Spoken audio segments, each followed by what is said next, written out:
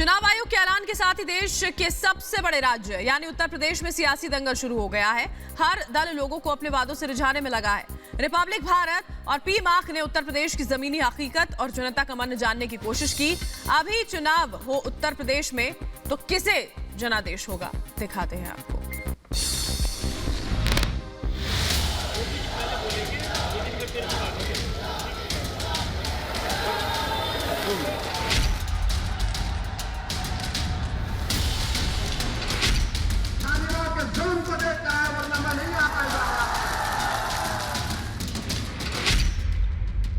उत्तर प्रदेश अपना जनादेश लिखने को तैयार है।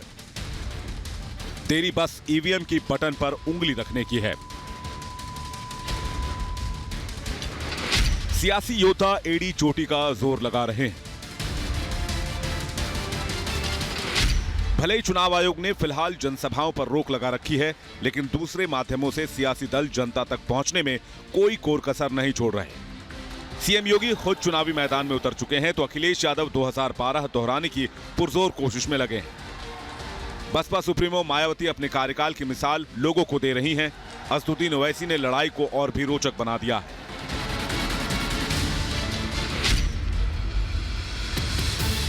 इधर जातीय और क्षेत्रीय क्षत्रप अपनी उपस्थिति दर्ज कराने की हर मुमकिन कोशिश कर रहे हैं।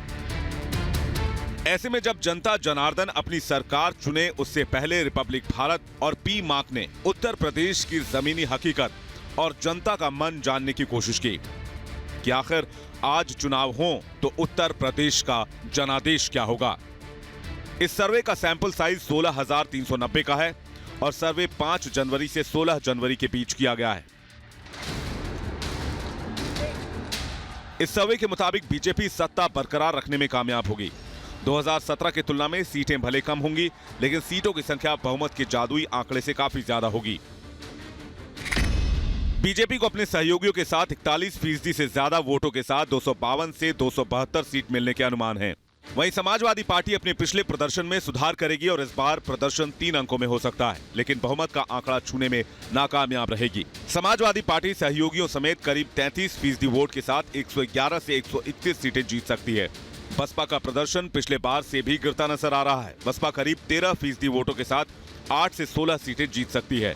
कांग्रेस फिर से 1 अंक में सिमटती नजर आ रही है। कांग्रेस को करीब 7% वोटों के साथ 3 से 9 सीट मिलने का अनुमान है, जबकि अन्य को करीब 6% वोटों के साथ 0 से 4 सीटें मिल सकती हैं। अगर मौजूदा स्थिति बदलती है तो सीटों में परिवर्तन आ सकता है। अगर बीजेपी को सर्वे में मिले वोट प्रतिशत से 2% कम वोट मिले और सपा के वोटों में 2% का इजाफा हुआ, तब भी बीजेपी आसानी से सरकार बना लेगी। इस स्थिति में बीजेपी गठबंधन को 235 से 255 और सपा गठबंधन को 123 से 143 सीटें मिल सकती हैं। अगर सर्वे में मिले वोट प्रतिशत में 4% का अंतर आता है, यानी बीजेपी को 4% कम वोट मिलते हैं, वहीं समाजवादी पार्टी के वोटों में 4% का इजाफा होता है, तो भी बीजेपी गठबंधन बहुमत का आंकड़ा छू लेगा। इस स्थिति में बीजेपी गठबंधन को 205 से 215 सीटें मिल सकती हैं, जबकि समाजवादी पार्टी के खाते में 168 से 178 सीटें जा सकती हैं। लेकिन सर्वे में मिले वोट प्रतिशत से बीजेपी को 2% ज्यादा वोट मिलते हैं और समाजवादी पार्टी को 2% कम वोट मिलते हैं, तो बीजेपी 300 का आंकड़ा पार कर जाएगी और बीजेपी गठबंधन को 302 से 314 सीटें मिल सकती हैं। इस स्थिति में सपा गठबंधन की हालत 2017 से बहुत ज्यादा अलग नहीं होगी। समाजवादी पार्टी को 65 से 75 सीटें मिल सकती हैं। 2017 के चुनाव परिणामों पर क्षेत्रवार गौर करें तो बीजेपी सभी क्षेत्रों में अव्वल साबित हुई थी। पूर्वांचल में जहां 130 सीटों में से बीजेपी ने शतक लगाया, वहीं सपा 14 और बीएसपी ने 10 सीटों पर जीत हासिल की। अवध क्षेत्र की 118 सीटों में से बीजेपी को 97, समाजवादी पार्टी को 12 और बसपा को मात्र 6 सीटें मिली थीं। पश्चिमी यूपी की 136 सीटों में से बीजेपी को सबसे ज्यादा 109 सीटें, जबकि समाजवादी पार्टी को 21 और बीएसपी को 3 सीटें मिली। जबकि बुंदेलखंड में बीजेपी ने दूसरे दलों का पूरी तरह से सफाया करते हुए सभी 19 सीटें जीत ली। अगर 2019 लोकसभा चुनाव परिणामों से विधानसभावार आंकड़ा निकाले तो भी बीजेपी की स्थिति बहुत ज्यादा कुछ बदलती नजर नहीं आती है। हालांकि सीटों की संख्या 300 से कम जरूर हो जाएगी, लेकिन इसका फायदा सपा के बजाय बसपा को हुआ था। 2019 के हिसाब से बीजेपी पूर्वांचल में 89 विधानसभा सीटों पर आगे थी, जबकि समाजवादी पार्टी 11 और बीएसपी 30 सीटों पर आगे थी। अवध में बीजेपी 87, समाजवादी पार्टी 7, बीएसपी 14 विधानसभा सीटों पर आगे थी। पश्चिमी यूपी में बीजेपी 90 जबकि समाजवादी पार्टी 25 और बीएसपी 21 विधानसभा सीटों पर आगे थी। बुंदेलखंड में बीजेपी 18 जबकि समाजवादी पार्टी 1 सीट पर आगे थी। कुल मिलाकर 2019 लोकसभा के परिणामों का विधानसभावार जोड़ करें तो बीजेपी 284 सीटों पर आगे थी जबकि समाजवादी पार्टी 44 और बीएसपी 65 विधानसभा सीटों पर आगे थी। कांग्रेस मात्र 8 विधानसभा सीटों पर आगे थी। रिपब्लिक भारत और पीमार्क के सर्वे का क्षेत्रवार विश्लेषण करें तो बीजेपी को पूर्वांचल में 73 से 93 सीटें मिल सकती हैं, जबकि समाजवादी पार्टी को 32 से 48 और बीएसपी को 4 से 6 सीटें मिल सकती हैं। अवध में बीजेपी गठबंधन को 76 से 88, समाजवादी पार्टी को 30 से 38, बीएसपी को 0 से 2 और कांग्रेस को 0 से 3 सीटें मिल सकती हैं। पश्चिमी यूपी में बीजेपी को 75 से 87, समाजवादी पार्टी को 40 से 52, बीएसपी को 4 से 6 सीटें मिल सकती हैं। बुंदेलखंड क्षेत्र में बीजेपी को 14 से 18 सीटें मिल सकती हैं, जबकि सपा को 1 से 5 सीटें मिल सकती हैं, बीएसपी को 0 से 2 और कांग्रेस को 1 से 3 सीटें मिल सकती हैं। सर्वे में हमने अलग अलग पहलुओं को लेकर भी जनता की राय जानी जो चुनाव परिणामों पर असर डाल सकते हैं। बीजेपी से बागी हुए विधायक असर डालेंगे, इसे लेकर 22% लोगों ने हां कहा, जबकि 64% लोगों ने कहा कोई असर नहीं होगा। वहीं मंत्री और विधायकों के सपा में आने के सवाल पर 61% लोगों ने कहा कि सपा को फायदा होगा, जबकि 32% लोगों ने सपा को कोई फायदा नहीं होगा वाला जवाब दिया। सीएम योगी के कामकाज को लेकर अधिकतर प्रतिक्रिया सकारात्मक रही। 50% से ज्यादा लोगों ने सीएम योगी के कामकाज को अच्छा बताया, जिनमें से 18% ने बहुत अच्छा और 38% ने अच्छा कहा, जबकि 25% ने सीएम योगी के कामकाज को औसत बताया। मात्र 19% लोगों ने सीएम योगी के काम को खराब कहा। पीएम मोदी के कामकाज को 60% से ज्यादा लोगों ने अच्छा बताया, जिनमें से 34% लोगों ने कहा पीएम मोदी का काम बहुत अच्छा है, जबकि 28% ने इसे अच्छा बताया, जबकि 24% ने काम को औसत बताया और मात्र 14% लोगों ने पीएम मोदी के काम को खराब बताया। यूपी में मुख्यमंत्री का सबसे पसंदीदा चेहरा कौन है, इसे लेकर भी हमने जनता की राय जानी। 41% लोगों ने सीएम योगी में भरोसा जताया और सीएम योगी को मुख्यमंत्री का सबसे बेहतर चेहरा बताया। करीब 29% लोगों ने अखिलेश यादव को मुख्यमंत्री की पहली पसंद बताया। करीब 13% लोगों ने मायावती को मुख्यमंत्री का पसंदीदा चेहरा बताया। प्रियंका गांधी को करीब 6% और जयंत चौधरी को मात्र 1% लोगों ने मुख्यमंत्री की पहली पसंद बताया और करीब 9% लोगों ने किसी अन्य चेहरे को अपनी पहली पसंद बताया।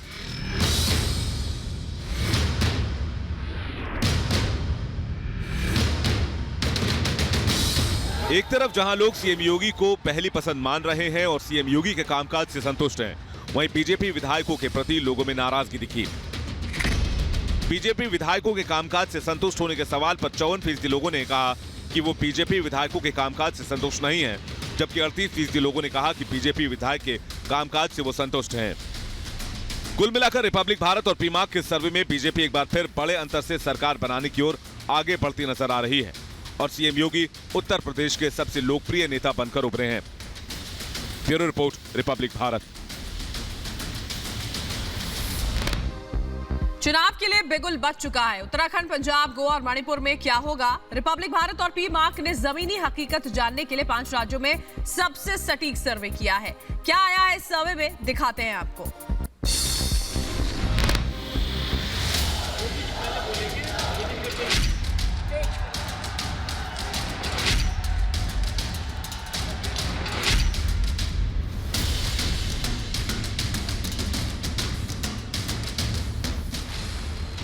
राज्यों में चुनाव के लिए बिगुल बज चुका है। यूपी, उत्तराखंड, पंजाब, गोवा और मणिपुर में सियासी दल मैदान में उतर चुके हैं। जीत के लिए रणनीति बन रही है, वहीं विरोधियों को मात देने के लिए बिसात भी बिछाई जा रही है। इस बीच रिपब्लिक भारत और पीमार्क ने जमीनी हकीकत जानने के लिए 5 राज्यों में सबसे सटीक सर्वे किया। इस सर्वे से आपको अंदाजा हो जाएगा कि 5 राज्यों में जनता जनार्दन किसको सत्ता सौंपने की तैयारी कर रही है। देवभूमि उत्तराखंड के सर्वे में फिर से बीजेपी सरकार की वापसी तय मानी जा रही है। 39.9% वोटों के साथ बीजेपी को 36 से 42 सीटें मिलती दिख रही हैं। साफ है बीजेपी फिर से पूर्ण बहुमत की सरकार बना सकती है।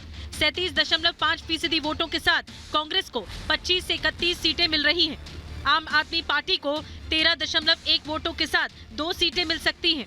9.5% वोटों के साथ अन्य को 1 से 3 सीटें मिलने का अनुमान है। ओपिनियन पोल से साफ है कि बीजेपी कांग्रेस में कांटे की टक्कर दिख रही है, लेकिन बीजेपी को पूर्ण बहुमत मिलने की पूरी संभावना है। उत्तराखंड से अब चलते हैं पंजाब। सर्वे में पंजाब में 37.8% वोटों के साथ आम आदमी पार्टी को सबसे ज्यादा 50 से 56 सीटें मिलती दिख रही हैं। कांग्रेस को 35.1% वोटों के साथ 42 से 48 सीटें मिलने का अनुमान है।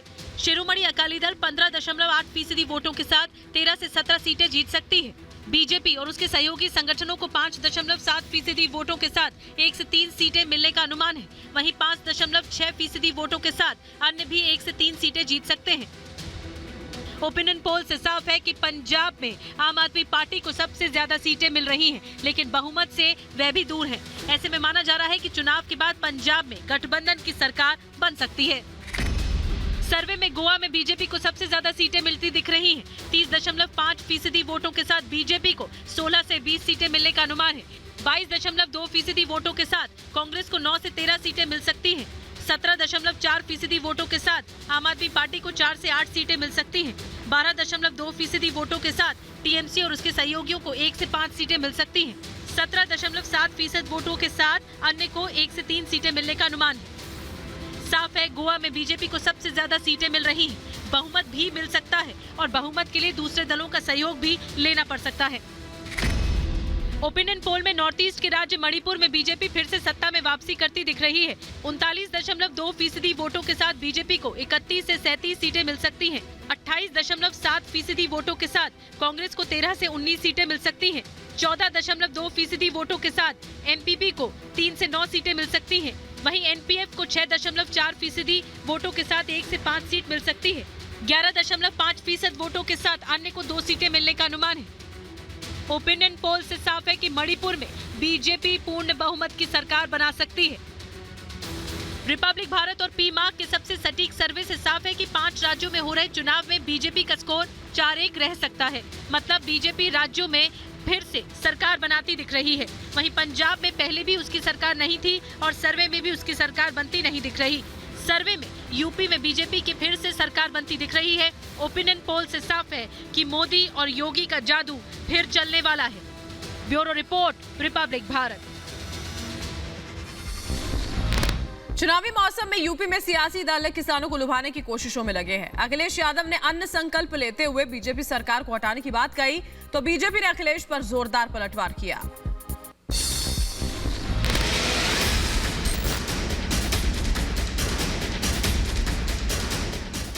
हम सभी लोग संकल्प लेते हैं कि जिन्होंने किसानों पर अन्याय और अत्याचार किया उनको हराएंगे और हटाएंगे।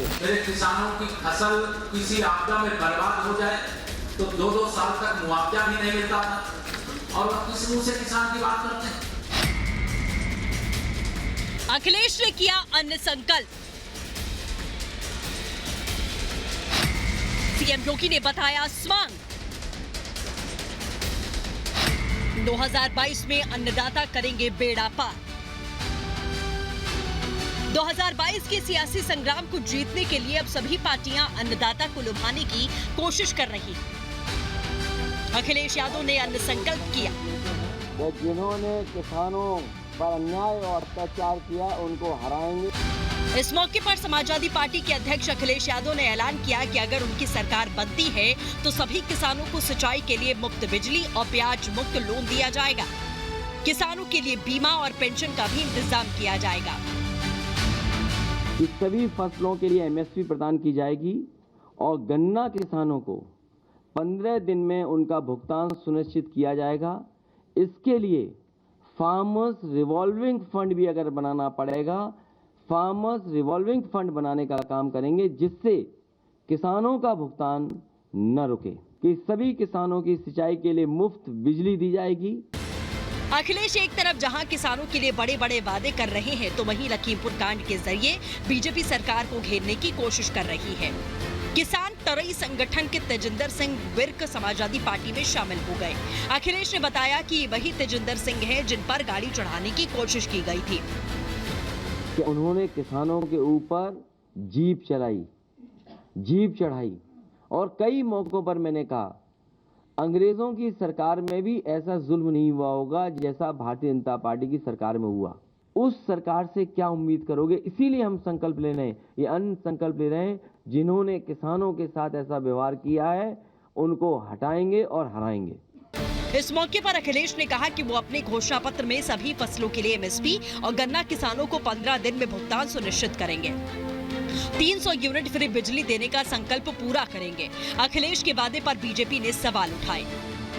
हमारे मैनिफेस्टो में इस बात को शामिल करेंगे कि सभी फसलों के लिए एमएसपी प्रदान की जाएगी और गन्ना किसानों को 15 दिन में उनका भुगतान सुनिश्चित किया जाएगा। इसके लिए फार्मर्स रिवॉल्विंग फंड भी अगर बनाना पड़ेगा, फार्मर्स रिवॉल्विंग फंड बनाने का काम करेंगे जिससे किसानों का भुगतान न रुके। गन्ना का भुगतान तक नहीं होता था, मेरे किसानों की फसल सूख जाती थी, बिजली नहीं आती थी, मेरे किसानों की फसल किसी आपदा में बर्बाद हो जाए तो 2-2 साल तक मुआवजा भी नहीं मिलता था। और वह किस मुंह से किसान की बात करते हैं? भारतीय जनता पार्टी की सरकार बनने के बाद हम लोगों ने पहली कैबिनेट की बैठक में उत्तर प्रदेश के 86 लाख किसानों का 36,000 करोड़ रुपए का कर्ज माफ करने का काम किया। अखिलेश के अन्य संकल्प पर सीएम योगी ने सवाल उठाया।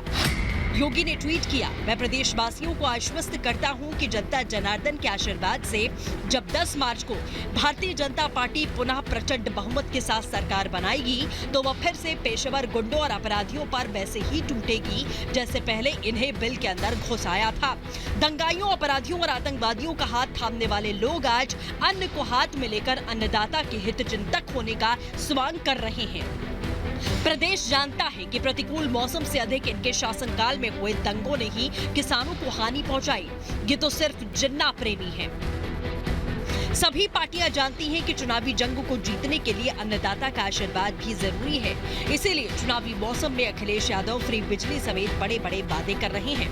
वहीं इन वादों पर बीजेपी ने पलटवार करते हुए अखिलेश सरकार का सच भी लोगों के सामने रखा। अब देखना होगा कि सियासी जंग में अन्नदाता का आशीर्वाद किसे मिलता है। Bureau report, Republic Bharat.